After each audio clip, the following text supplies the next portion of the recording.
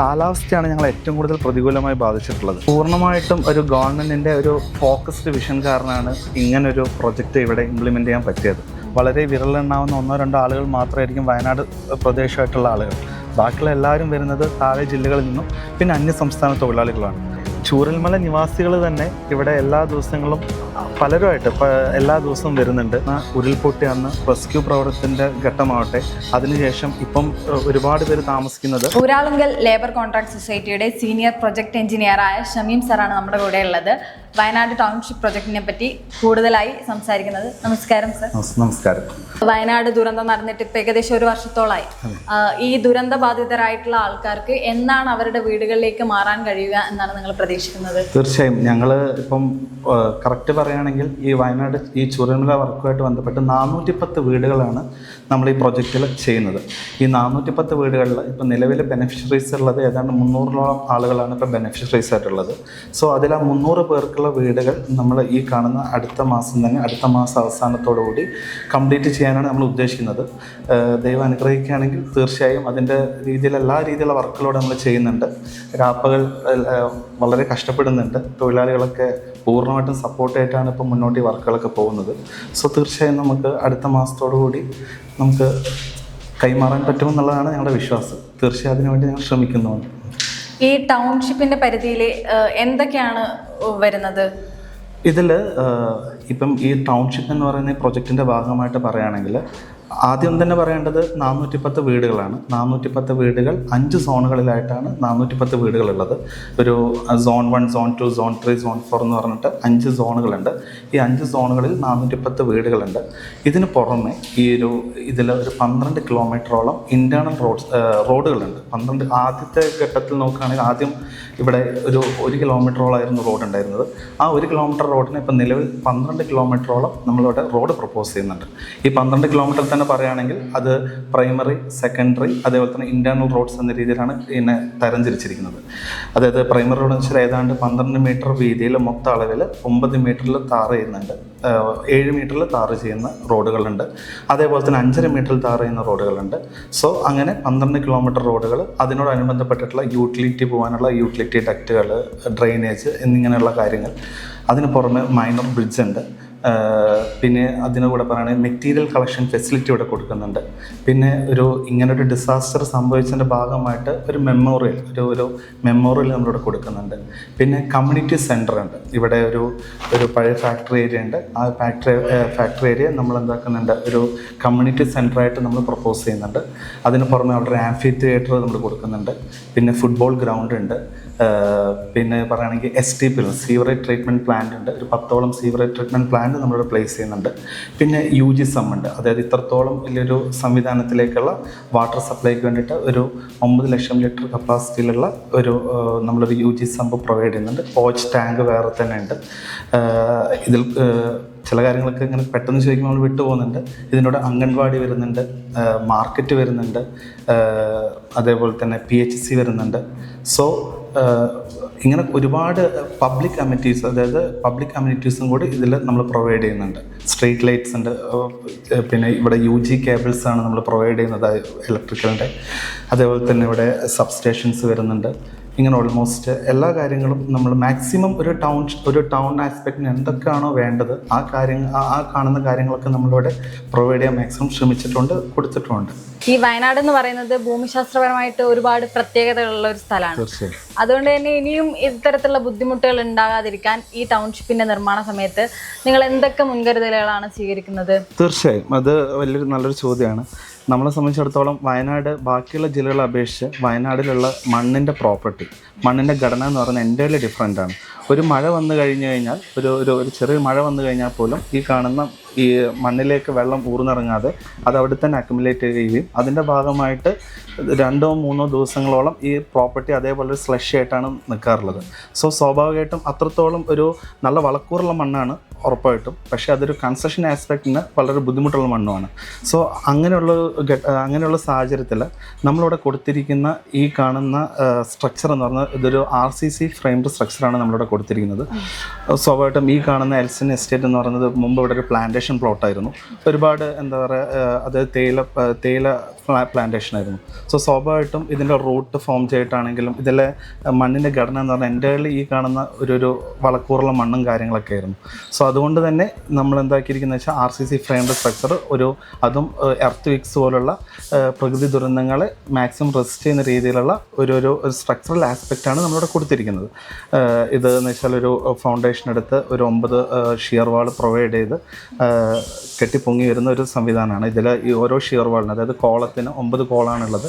ഏതാണ്ട് 90/20 സൈസിലുള്ള കോളം, അത് ഷിയർ വാളാണ് നമ്മളിവിടെ പ്രൊവൈഡ് ചെയ്യുന്നത്.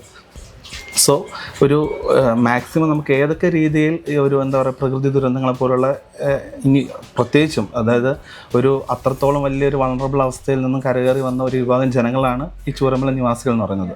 സോ അവരെ സംബന്ധിച്ചിടത്തോളം അവരെ മാക്സിമം സേഫ്റ്റി, അവരെ മാക്സിമം സെക്യൂർ ആക്കുക എന്നുള്ളതാണ് നമ്മൾ മെയിനായിട്ട്, നമ്മൾ മീൻസ് ഗവൺമെൻറ്റിൻ്റെ ഒരു മെയിൻ ഫോക്കസിങ് എന്ന് പറയുന്നത്. സോ ഗവൺമെൻറ് ആ നിർദ്ദേശപ്രകാരം തന്നെയാണ് നമ്മൾ ഈ കാണുന്ന രീതിയിലുള്ള സ്ട്രക്ചറൽ അമ്യൂണിറ്റീസും കാര്യങ്ങളും ഇവിടെ നമ്മൾ കൊടുത്തിരിക്കുന്നത്. ഈ ദുരിതബാധിതരായിട്ടുള്ള ആൾക്കാർക്ക് അവരുടെ വീട് മാത്രമല്ല, നാട് തന്നെയാണ് നിങ്ങൾ തിരിച്ചു കൊടുക്കുന്നത്. അപ്പം അതിനെ പറ്റിയിട്ട് നിങ്ങൾക്ക് എന്താണ് പറയാനുള്ളത്? തീർച്ചയായും ഇത് പൂർണ്ണമായിട്ടും ഒരു ഗവൺമെൻറ്റിൻ്റെ ഒരു ഫോക്കസ്ഡ് വിഷൻ കാരണമാണ് ഇങ്ങനൊരു പ്രൊജക്റ്റ് ഇവിടെ ഇംപ്ലിമെൻറ്റ് ചെയ്യാൻ പറ്റിയത്. കാരണം തുടക്കം മുതലേ വേണമെങ്കിൽ ഇത് റെസിഡൻഷ്യൽ ആസ്പെക്റ്റ് ആക്കാമായിരുന്നു ഗവൺമെൻറ്റിന്. പക്ഷേ ഇതൊരു ടൗൺഷിപ്പായിട്ട് തന്നെ ഇതിനെ ട്രീറ്റ് ചെയ്യണമെന്നുള്ള ഗവൺമെൻറ്റിൻ്റെ ഒരു വിഷനാണ് സത്യത്തിൽ ഇങ്ങനൊരു സംവിധാനം ഇവിടെ രൂപപ്പെട്ടത്.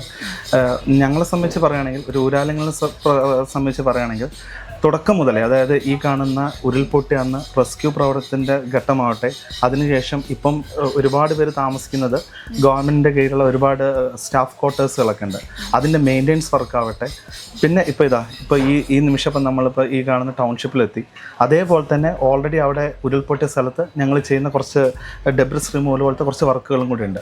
സോ ആ കഴിഞ്ഞ കുറച്ച് കാലങ്ങളായിട്ട് ഈ കാണുന്ന ആളുകളോട് ഞങ്ങളും ഒരുമിച്ച് സഞ്ചരിക്കുകയാണ്. സോ ഈ വ്യക്തികളുടെ ഓരോരുത്തരുടെയും ഇമോഷൻസ് ഞങ്ങൾ നേരിട്ട് കണ്ടിട്ടുമുണ്ട്, നമ്മളും അതിൻ്റെ ഭാഗമായ ആളുകളാണ്. സോ അതൊരു വൈകാരിക ഒരു നിമിഷം തന്നെയാണ് അത്. അപ്പം എത്രയും പെട്ടെന്ന് അവർക്ക് എങ്ങനെയെങ്കിലും ഈ കാണുന്ന വീട് ഒന്ന് ഇംപ്ലിമെൻ്റ് ചെയ്ത് കൊടുക്കുക എന്നുള്ളതാണ് ഗവൺമെൻറ്റിൻ്റെ ആണെങ്കിലും, ഗവൺമെൻറ് സപ്പോർട്ട് ചെയ്തുകൊണ്ടിരിക്കുന്ന നമ്മുടെ അതോറിറ്റി ആണെങ്കിലും, PIU ഉണ്ട്, അതേപോലെ തന്നെ കിഫ്കോൺ കൺസൾട്ടൻറ്റ് വിങ് ഉണ്ട്, അതേപോലെ തന്നെ അവരുടെ കൂടെ നിൽക്കുന്ന ഞങ്ങളുടെയൊക്കെ ഒരു മെയിൻ ആഗ്രഹം എന്ന് പറയുന്നത്. സോ അതിനുവേണ്ടി മാക്സിമം നമ്മൾ ശ്രമിക്കുന്നുണ്ട്. ഈ വീടുകൾ എത്രയും പെട്ടെന്ന് നമ്മുടെ ദുരിതബാധിതർക്ക് കൈമാറണം എന്നാണ് നിങ്ങളുടെയും നമ്മുടെയും ഒക്കെ ആഗ്രഹം. അപ്പം അതിന് എന്തെങ്കിലും തരത്തിലുള്ള പ്രതിസന്ധികൾ നിങ്ങൾക്ക് എപ്പോഴെങ്കിലും നേരിടേണ്ടി വന്നിട്ടുണ്ടോ? തീർച്ചയായും നേരിടേണ്ടി വന്നിട്ടുണ്ട്. പ്രത്യേകിച്ച് പറയുകയാണെങ്കിൽ ഇതൊരു വയനാട് പോലത്തെ ഒരു ജില്ല ആയതുകൊണ്ട് തന്നെ കാലാവസ്ഥയാണ് ഞങ്ങൾ ഏറ്റവും കൂടുതൽ പ്രതികൂലമായി ബാധിച്ചിട്ടുള്ളത്. ഇപ്പം കഴിഞ്ഞ നവംബർ വരെ നല്ല രീതിയിൽ മഴ ഇവിടെ ഉണ്ടായിരുന്നു. നല്ല രീതിയിൽ മഴ എന്ന് പറയുമ്പോൾ സ്വാഭാവികമായിട്ടും ഒരു ചെറിയ മഴ പെയ്താൽ പോലും ആ ഒരു മഴയുടെ ഇമ്പാക്റ്റ് ഇവിടുത്തെ വർക്കിന് സാരമായി ബാധിച്ചിരുന്നു. കാരണം മണ്ണിൻ്റെ ഘടനയെക്കുറിച്ച് നേരത്തെ ഞാൻ സംസാരിച്ചിരുന്നല്ലോ. സോ ഇവിടെ നിലവിൽ 1 കിലോമീറ്റർ മാത്രമാണ് പഴയ റോഡുള്ളൂ. സോ ബാക്കിയുള്ള എല്ലാ ഏരിയയിലേക്കും റോഡ് വർക്ക് നടക്കുന്ന ഓരോ ഏരിയയിലേക്കുള്ള മെറ്റീരിയൽ എത്തിക്കേണ്ട കാര്യങ്ങളാവട്ടെ, ബാക്കിയുള്ള ട്രാൻസ്പോർട്ടേഷൻ, എല്ലാ രീതിയിലും ഈ കാണുന്ന മഴ ഞങ്ങളെ രീതിയിൽ സാരമായി ബാധിച്ചിരുന്നു. അതിന് പുറമെ പറയുകയാണെങ്കിൽ ഇപ്പം നിലവിലെ സാഹചര്യം വെച്ചിട്ട് ഇവിടെ നല്ല തണുപ്പാണ്. അപ്പം സ്വാഭാവികമായിട്ടും ഞങ്ങൾക്കൊരു ഡേ നൈറ്റ്, ഇപ്പം ഇവിടുത്തെ തൊഴിലാളികൾ ഒന്നും തന്നെ ഈ വയനാട്ടിലുള്ള ആളുകളല്ല, വളരെ വിരലെണ്ണാവുന്ന 1-2 ആളുകൾ മാത്രമായിരിക്കും വയനാട് പ്രദേശമായിട്ടുള്ള ആളുകൾ. ബാക്കിയുള്ള എല്ലാവരും വരുന്നത് താഴെ ജില്ലകളിൽ നിന്നും പിന്നെ അന്യസംസ്ഥാന തൊഴിലാളികളാണ്. സോ അതുകൊണ്ട് തന്നെ ഈ കാണുന്ന കാലാവസ്ഥയായിട്ട് അഡാപ്റ്റ് ചെയ്ത് ഇവർക്കും വർക്ക് ചെയ്യാൻ മുന്നിട്ടിറങ്ങുക എന്ന് പറയുന്നതിൻ്റെതായ കുറേ ബുദ്ധിമുട്ടുകളുണ്ട്. എന്നിരുന്നാൽ പോലും ഇത്രത്തോളം പ്രതികൂല സാഹചര്യങ്ങൾ ഉണ്ടെങ്കിൽ പോലും ഞങ്ങളുടെ തൊഴിലാളികൾ ഞങ്ങളോട് അത്രത്തോളം ചേർന്ന് നിൽക്കുന്നതുകൊണ്ട് മാത്രമാണ് ഞങ്ങൾക്ക് ഇങ്ങനെ മുന്നോട്ട് പോകാൻ പറ്റുന്നത്. സോ മുമ്പാണെങ്കിലും ഇപ്പോഴാണെങ്കിലും പ്രതികൂല സാഹചര്യങ്ങൾ ഞങ്ങൾ നല്ല രീതിയിൽ നേരിടുന്നുണ്ട്. പക്ഷേ പറയുകയാണെങ്കിൽ ഒരു ഗവൺമെൻറ്റിൻ്റെ ഒരു മോണിറ്ററിങ്ങും ഗവൺമെൻറ്റിൻ്റെ ഒരു വീക്ഷണവും അതിൻ്റെ കൂടെ നമ്മൾ നിന്ന് കൊടുക്കണം എന്നുള്ളത് കൊണ്ട് തന്നെ നമ്മൾ കുറച്ച് നെരുങ്ങിയാലും കുഴപ്പമില്ല, നന്നായിട്ട് വർക്ക് മുന്നോട്ട് പോകാനുള്ള എല്ലാ തീവ്രശ്രമവും ഞങ്ങൾ നടത്തുന്നുമുണ്ട്. നമ്മളിവിടെ വന്ന സമയത്ത് തന്നെ ഒരുപാട് ആൾക്കാർ ഈ ഒരു പദ്ധതി കാണാനായി ഇവിടെ വരുന്നതായിട്ട് കണ്ട്. അപ്പോൾ അങ്ങനെ വരുന്ന ആൾക്കാരുടെയൊക്കെ ഇതിൻ്റെയോടുള്ള റെസ്പോൺസ് എങ്ങനെയാണ്? തീർച്ചയായും അതിനെക്കുറിച്ച് പറയുകയാണെങ്കിൽ ചൂരൽമല നിവാസികൾ തന്നെ ഇവിടെ എല്ലാ ദിവസങ്ങളും പലരുമായിട്ട് എല്ലാ ദിവസവും വരുന്നുണ്ട്. അവർ വർക്കുകൾ മോണിറ്റർ ചെയ്യുന്നുണ്ട്. അവരുടേതായ രീതിയിലുള്ള അഭിപ്രായങ്ങൾ പറയാറുണ്ട്. അവരുടെ അഭിപ്രായങ്ങൾ പറ്റുന്ന രീതിയിലൊക്കെ നമ്മൾ കൺസിഡർ ചെയ്യാറുണ്ട്. അതേപോലെ തന്നെയാണ് ഇവിടെ താമസിക്കുന്നത്. ഇവിടെ ഏതാളും 110ഓളം കുടുംബങ്ങൾ ഇവിടെ ഓൾറെഡി താമസിക്കുന്നുണ്ട്. അപ്പോൾ ഈ കാണുന്ന നമ്മുടെ ചൂരൽമലക്കാരെ വരവേൽക്കാനായിട്ട് അവരോട് നിൽക്കുന്നുണ്ട്. അവരും ഈ വർക്കുകളെക്കുറിച്ചും എല്ലാം വളരെ കൺസേൺ ആണ്. നല്ല രീതിയിൽ തന്നെ അവരും നല്ല രീതിയിൽ സഹകരിക്കുന്നുണ്ട്, ചോദിക്കുന്നുണ്ട്. ഇതിന് പുറമെ പറയാനാണെങ്കിൽ ഇപ്പോൾ ഈ വർക്ക് നടക്കുന്ന സാഹചര്യത്തിൽ തന്നെ ഇപ്പം കഴിഞ്ഞ ദിവസങ്ങളിലായിട്ട് 5ഉം 6ഉം ബസ്സുകളിലൊക്കെ ആയിട്ടാണ് പലരും മലപ്പുറത്തുനിന്നും കോഴിക്കോട് നിന്നൊക്കെ ആയിട്ട് ഒരുപാട് ആളുകൾ, ഇപ്പോൾ ഇന്ന് തന്നെ നിങ്ങൾ കണ്ടിട്ടുണ്ടാവും, ഒരുപാട് ആളുകൾ വന്നിട്ട് ഈ വർക്കിനെ വിലയിരുത്തുന്നുണ്ട്. വിലയിരുത്തുക മാത്രമല്ല, അവർ വളരെ ഹാപ്പി ആയിട്ടാണ് ഇവിടെ പോകുന്നത്. കാരണം ഈ വർക്ക് ഈ മീഡിയയിൽ കാണുന്ന പോലെയല്ല ഇവിടുത്തെ റിയാലിറ്റി. സ്വാഭാവികമായിട്ടും ഇവിടെ വന്നു കഴിഞ്ഞാലാണ് ഇതിൻ്റെ ഒരു റിയാലിറ്റി മനസ്സിലാക്കുക. എത്രത്തോളം ആക്ടിവിറ്റീസാണ് ഇവിടെ നടക്കുന്നത് എന്നുള്ളതിനെക്കുറിച്ചൊരു ബോധ്യം വരിക എന്ന് വെച്ച് കഴിഞ്ഞാൽ ഇവിടെ വന്നു കഴിഞ്ഞാലേ മനസ്സിലാവുള്ളൂ. അറ്റ് എ ടൈം വീടിൻ്റെ കൺസ്ട്രക്ഷൻ നടക്കുന്നു, റോഡിൻ്റെ കൺസ്ട്രക്ഷൻ നടക്കുന്നു, STPൻ്റെ കൺസ്ട്രക്ഷൻ നടക്കുന്നു, വാട്ടർ അതോറിറ്റി വർക്ക് കൺസ്ട്രക്ഷൻ നടക്കുന്നു എന്നിങ്ങനെ വേണ്ട ഓൾമോസ്റ്റ് എല്ലാ രീതിയിലും ഒരു 10,000-2000 ലേബേഴ്സാണ് ഇവിടെ നിന്നിട്ട് ഇത്രത്തോളം വർക്കുകൾ ഇവിടെ എക്സിക്യൂട്ട് ചെയ്തുകൊണ്ടിരിക്കുന്നത്. സോ വരുന്ന ആളുകൾക്ക് ഭയങ്കര ഹാപ്പിയാണ്. ഇപ്പോഴേ ഞങ്ങൾക്ക് തോന്നുന്നത് ഒരു ടൂറിസ്റ്റ് ഒരു സ്പോട്ട് പോലെയാണ് കാണുക. അപ്പോൾ ഈ വർക്ക് കഴിഞ്ഞാൽ സ്വാഭാവികമായിട്ടും വയനാട്ടിലേക്കൊരു പുതിയൊരു ടൂറിസ്റ്റ് സ്പോട്ട് കിട്ടിയ പോലെയാണ് ഞാൻ മനസ്സിലാക്കുന്നത്. ഇതെൻ്റെ പേഴ്സണൽ ഒപ്പീനിയനാണ്. പക്ഷെ അങ്ങനെയാണ് ആളുകളുടെ മനോഭാവമൊക്കെ വളരെ നല്ല രീതിയിലാണ്. ഞങ്ങൾക്ക് അതുകൊണ്ട് തന്നെ ഞങ്ങൾക്ക് വർക്ക് എടുക്കാനും ഞങ്ങൾ ഭയങ്കര ഞങ്ങൾക്ക് ഭയങ്കര മനക്കരുത്താണ് ആളുകളുടെ ഈ ഒരു സപ്പോർട്ടിങ് കാരണം. നമ്മുടെ സർക്കാരിൻ്റെ ഭാഗത്തു നിന്നും അതേപോലെ മറ്റുള്ള എല്ലാ ഡിപ്പാർട്ട്മെൻറ്റുകളുടെ ഭാഗത്തു നിന്നും ഈ പദ്ധതിയോടുള്ള സഹകരണം എങ്ങനെയുള്ള രീതിയിലാണ്? തീർച്ചയായും ഞാൻ നേരത്തെ പറഞ്ഞ പോലെ തന്നെ ഗവൺമെൻറ്റിൻ്റെ ഒരു വളരെ ഒരു ഫോക്കസ്ഡ് ആയിട്ടുള്ള വിഷൻ കാരണം മാത്രമാണ് നമുക്കിങ്ങനെ ഒരു വർക്ക് ഇവിടെ ചെയ്യാൻ പറ്റുന്നത്. സ്വാഭാവികമായിട്ടും ഗവൺമെൻറ് എന്ന് പറയുമ്പോൾ അതിനോടനുബന്ധപ്പെട്ടിട്ടുള്ള ഇപ്പോൾ ഡിസ്ട്രിക്ട് ഭരണകൂടമാവട്ടെ, അതുമായിട്ട് ബന്ധപ്പെട്ടിട്ടുള്ള പല ഡിപ്പാർട്ട്മെൻറ്റുകളാവട്ടെ, ഇതിനേക്കാൾ ഉപരി പറയുകയാണെങ്കിൽ ഞങ്ങളിപ്പോൾ ഒരു കോൺട്രാക്ടർ സൈഡിലുള്ള ആളുകളാണ്. ഞങ്ങളും മുകളിലായിട്ടുള്ള ഇവിടുത്തെ കിഫ്കോൺ എന്ന കൺസൾട്ടൻറ്റ് വിങ് ഉണ്ട്. ഈ കിഫ്കോണിനെയും അതേപോലെ തന്നെ ഞങ്ങളെയും സപ്പോർട്ട് ചെയ്തുകൊണ്ട് PIU വിങ് ഉണ്ട്. സോ എല്ലാ രീതിയിലും സാധാരണ ഇങ്ങനത്തെ ഒരു പ്രൊജക്റ്റിനോടുള്ള ഒരു കമ്മിറ്റ്മെൻ്റ് എന്ന് പറയുന്നത് വളരെ സന്തോഷകരമായിട്ടാണ് ഞാൻ കാണുന്നത്. കാരണം എന്ന് വെച്ചാൽ എല്ലാ ഡിപ്പാർട്ട്മെൻറ്റിലും ഒരേ മനസ്സോടു കൂടിയാണ് ഈ പ്രൊജക്റ്റിനെ കാണുന്നത്. സോ സർക്കാർ മോണിറ്ററിങ് ആണെങ്കിൽ പോലും പ്രത്യേകം പറയണം. കാരണം എന്ന് വെച്ച് കഴിഞ്ഞാൽ മന്ത്ലി മോണിറ്ററിങ് പോട്ടെ, വീക്ക്ലി മോണിറ്ററിങ് പോട്ടെ, ഡെയിലി മോണിറ്ററിങ് പോലും ഇവിടെ ഓരോ വർക്കിനെ കുറിച്ചും അറിയാൻ ശ്രമിക്കുന്നുണ്ട്. മാത്രമല്ല അതുകൊണ്ട് തന്നെയാണ് ഞങ്ങൾ ഇത്രത്തോളം പ്രഷറൈസായിട്ട് വർക്ക് എടുക്കുന്നത്. ഞങ്ങൾ ഒരു അത്രത്തോളം ടൈറ്റ് ഷെഡ്യൂളിലാണ് ഞങ്ങളെ കൊണ്ട് ഈ വർക്ക് മൊത്തം എടുപ്പിക്കുന്നത്. അതൊരു ഗവൺമെൻറ്റിൻ്റെ ഒരു ഇച്ഛാശക്തി കാരണം മാത്രമാണ് ഇത്രത്തോളം നല്ല രീതിയിൽ ഇത്രത്തോളം ഭംഗിയായി. കറക്റ്റ് പറയുകയാണെങ്കിൽ വർക്ക് എന്ന് പറയാൻ ശരിക്കും പറഞ്ഞാൽ 2-3 മാസമായിട്ട് ഞങ്ങൾക്ക് ഈ വർക്ക് ഒരു ആക്ടിവിറ്റി ലെവലിലേക്ക് കൊണ്ടുവരാൻ പറ്റിയിട്ടുള്ളൂ. കാരണം മഴ പല കാര്യങ്ങളും പറഞ്ഞല്ലോ. സോ ഇത്രത്തോളം ഈ ഒരു ചെറിയൊരു ഷോർട്ട് സ്പാനിൽ ഇത്രത്തോളം രീതിയിലുള്ള റിസൾട്ട് ആക്കാൻ പറ്റിയിട്ടുണ്ടെങ്കിൽ അത് ഈ കാണുന്ന ഗവൺമെൻറ്റിൻ്റെയും അതുമായിട്ട് ബന്ധപ്പെട്ട അനുബന്ധമായിട്ടുള്ള അവരുടെ ഓരോ ഡിപ്പാർട്ട്മെൻറ്റുകളുടെയും സപ്പോർട്ട് കാരണം മാത്രമാണ്. അല്ലെങ്കിൽ നമുക്കൊരിക്കലും ഈ രീതിയിൽ ഇങ്ങനെ ഒരു വർക്ക് നിങ്ങൾക്ക് മുന്നോട്ടുണ്ടാകാൻ പറ്റില്ല. ULCCS ഒരുപാട് വർക്കുകൾ ഏറ്റെടുക്കാറുണ്ട്. പക്ഷേ ഇത് കുറച്ചുകൂടെ ഒരു വൈകാരികമായിട്ടുള്ള ഒരു വർക്കാണ്, കുറച്ചുകൂടെ സന്തോഷം നൽകുന്ന ഒരു പ്രൊജക്റ്റാണ്. അപ്പോൾ ഈ ഒരു വർക്കിലേക്ക് ഏർപ്പെടുമ്പോൾ സാറിന് വ്യക്തിപരമായും അതേപോലെ തന്നെ ULCSൻ്റെ ഭാഗത്തുനിന്നും ഉള്ള അനുഭവം എന്താണ്, അതൊന്ന് ഷെയർ ചെയ്യാമോ?